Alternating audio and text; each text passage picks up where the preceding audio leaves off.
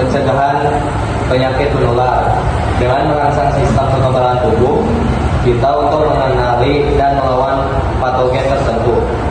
Vaksinasi secara efektif mencegah penyebab penyakit dan berpotensi fatal seperti polio, campak, difteri, dan tetanus.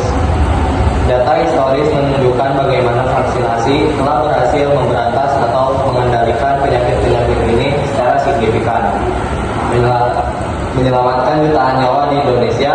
Selain itu, vaksinasi tidak hanya melindungi individu yang divaksin, tetapi juga menciptakan kekebalan kelompok, herd immunity, melindungi mereka yang tidak bisa divaksin karena alasan medis, seperti bayi yang terlalu muda atau individu dengan sistem kekebalan tubuh yang lemah.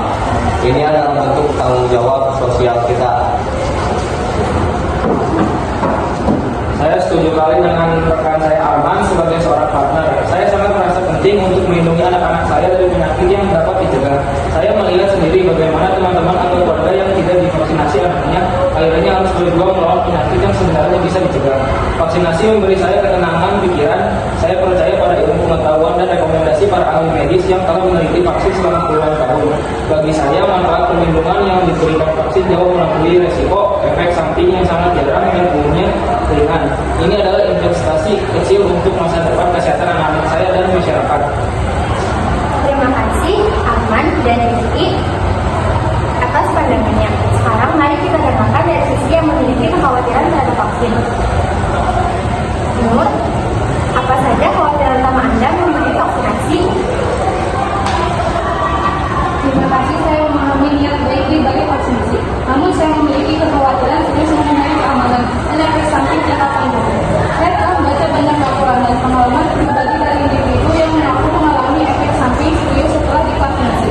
Pertanyaan saya adalah, apakah kita benar-benar tahu semua bahan yang terkandung dalam vaksin? Dan apakah ada penelitian independen yang cukup untuk menjamin bahwa vaksin benar-benar aman dalam jangka panjang, terutama untuk anak-anak? Saya juga khawatir tentang banyaknya vaksin yang diberikan kepada anak-anak dalam waktu singkat. Apakah itu sudah membebani sistem kekebalan tubuh mereka?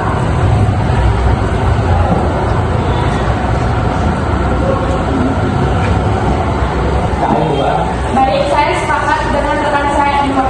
Selain masalah keamanan, saya juga mempertanyakan kebutuhan vaksinasi secara umum. Saya percaya bahwa tubuh manusia memiliki kemampuan alami untuk menumbuhkan diri dan membangun kekebalan melalui gaya hidup sehat, nutrisi yang baik, dan pengobatan alami. Apakah kita benar-benar membutuhkan intervensi buatan seperti vaksin untuk melindungi diri? Pertanyaan-pertanyaan yang sangat relevan telah diajukan. Arman, bisakah Anda menanggapi kekhawatiran mengenai keamanan dan efektivitas vaksin serta komposisi vaksin?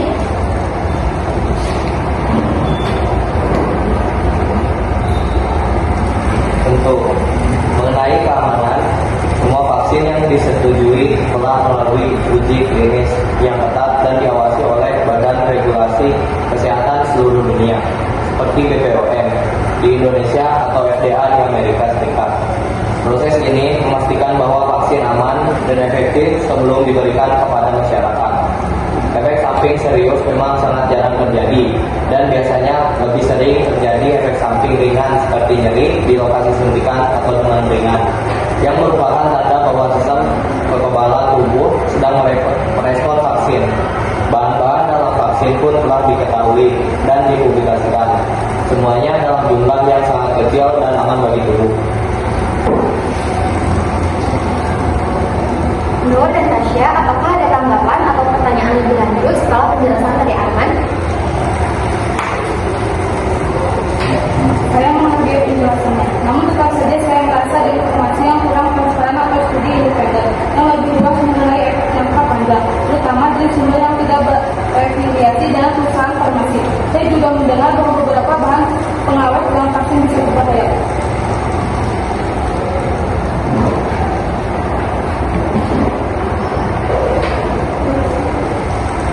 Saya ingin menekankan bahwa studi tentang vaksin terus-menerus dilakukan oleh berbagai lembaga penelitian di seluruh Indonesia, di seluruh dunia, termasuk lembaga-lembaga independen dan universitas.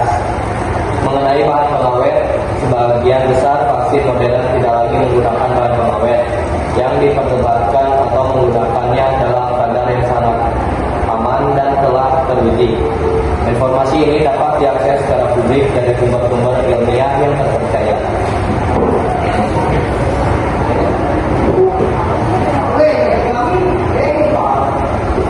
Saya tetap percaya pada pendekatan holistik. Menurut saya, fokus utama seharusnya pada penguatan daya tahan tubuh secara alami, bukan terus-menerus mengandalkan intervensi medis.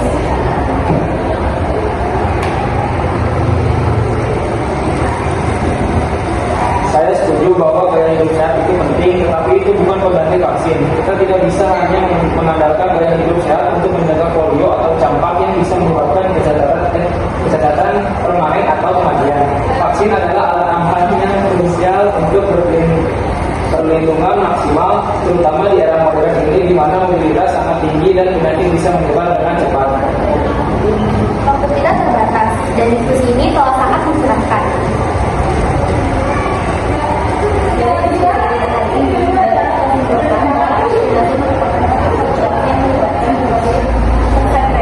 Baik ilmiah, etis, maupun personal.